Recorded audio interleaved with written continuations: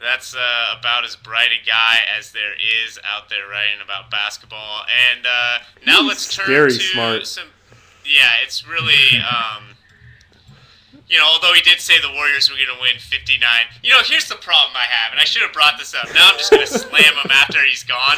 But journalism. When you say like Shaney says that, or Skaney or whatever you say it like. If he says this, like, it's not a person. It's not like a thing. It's a formula that you created. Like, take some responsibility, Kevin. You said the Warriors were going to win 49 games. Most of what he said was too smart for me, but I did learn that it's Shaney and not Shoney, like I've been saying for years. I was really scared about pronouncing it incorrectly. When you're not even intelligent enough to say the name of the system, you've got problems. And Pelton in the chat, Skaney is definitely a sentient individual. Ooh, scary. Well, hopefully Skaney, is it Shoney, Sheeny, Shani? Yeah, I'd like that we immediately.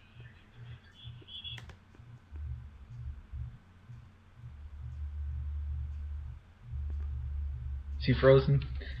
Forgot yeah, whatever. I think he is. A callback to an earlier episode where we put Kevin Arnovitz on the spot about wanting his beloved buddy to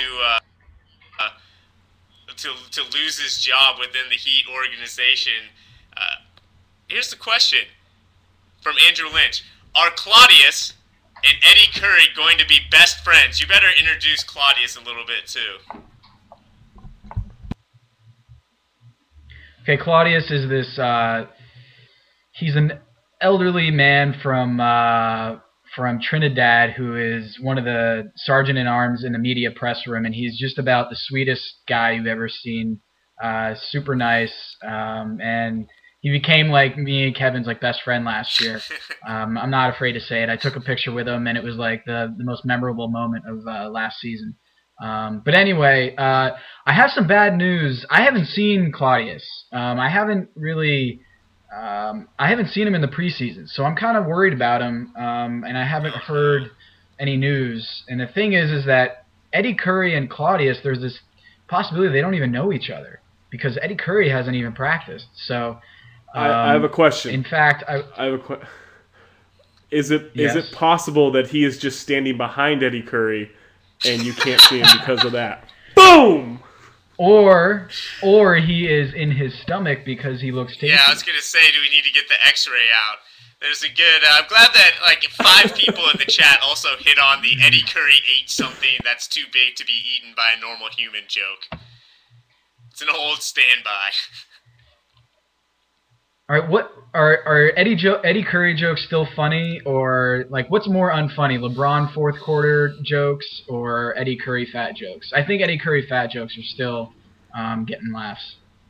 Well, I mean, there's nothing like I think Boris Diaw is the new fat joke. So yeah, I think Boris Diaw also earned it. Like I'm ready to give Eddy Curry the kid gloves, you know? Like, I'm rooting for him to make it back and to, like, be a productive member of the NBA. He's had a pretty messed up life for the last 7 years or so, no matter how much money he's made, which is a lot. Boris Diaw, on the other hand, just, like, went to France and got his brie on and came back large. Boris Diaw's like the Octomom right now. He has 8 children inside of him. Yeah, that he will be swallowing whole possessions as well as the point center in Charlotte. That's going to be just an awful situation and a really terrible team. Are they our pick for the worst team? Easily. I still think Toronto's worse. Wow. Even with Dwayne Casey. Think about it. Like because I saw Casey take over the Timberwolves for 1 year, and he was not in a good situation. I don't blame that team for not being good. But they were... I mean, it took a while for them to even get a hold of what he wanted them to do on both ends of the floor, especially defensively. And that team had Kevin Garnett. Show me the Kevin Garnett on this Raptors team. That's a bad team. Bargnani. Really bad. Shooting big man. I completely forgot. got another good audience question here that we actually were going to address before Zach decided that instead of talking about Bacon, he just wanted to go off on Anthony Randolph. And it's which rookie is going to have the better year, Rubio or Jimmer? And the hashtag is puppy breath and cinnamon, which makes me uncomfortable. But, yeah, I don't know what that's in reference to. And it's up there. He's like puppy Zach, breath and cinnamon. I assume that you have Jimmer. No. Because you're a big Kings fan, First right? of all, this is your favorite. I'm a huge Kings fan. I mean, Lionel Simmons was my guy. Rubio is like puppy breath and cinnamon. He's just beyond innocent. I honestly believe he could not tell a lie if he wanted to. Like, he's completely incapable. It's like that movie, The Invention of Lying. He's too innocent. He doesn't know how to be evil. He doesn't know how to be bad. Only thing he knows how to do is be like Santa. Someone said in the DDL just now that a poor man's Rubio is Santa Claus. He's Santa Claus. He's just giving out gifts for everybody. Response, Tom, what do you have? Well, I got to chime in here because I actually picked Jimmer Fredette to be the Rookie of the Year in the ESPN.com panel, which means that I fully believe that because no one would ever pick these, fill out these picks without, really strong thought. And so basically, here's my argument: is I think he's got this. I don't think he's going to be the best Rookie of the Year. Here's the thing: just because you pick someone for an award doesn't mean that you think they are going to be the best, most qualified for that award. Okay, so I think Jimmer Fredette has two things going for him. He's got this he's got the Tebow thing going on, and I also think that people love one thing more than Tebow is points per game. The religion thing? What's the Tebow thing? I think he's got. I think this is a borderline racist comment, maybe tribalism. The point is that there is Tebow mania and there's Jimmer mania, and I think that even if he scores 6 points, I think people will go nuts and just say like, "Oh, he's the best," or if he hits 2 3-pointers. But I think he's going to be blown way out of proportion. I think even if he averages like a modest 14. If he manages 14 points a game, I think people will think it's 40 points a game. And I also think like he's got that Jimmer mania, and he's also got points per game going for him. Like John Wall had statistically in box score stats, he had like a pretty good year, 14 points, 8 assists, I think it was. But he really didn't have a really good year. And I think you're gonna see the similar thing with Jimmer Fredette. Is like if he gets his points, I think people will overlook his deficiencies elsewhere. Yeah, and like but Jimmer Jimmer's for playing the year. with an absolutely bizarre set of teammates.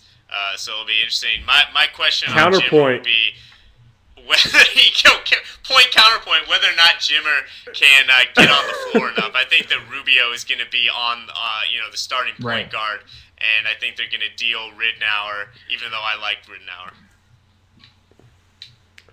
Zach, did you want counterpoint? To counterpoint? Ricky Rubio is the Tim Tebow of the NBA because not only does everybody want to love him, and they're trying to tear him down through just horrible vitriol and unnecessary rudeness.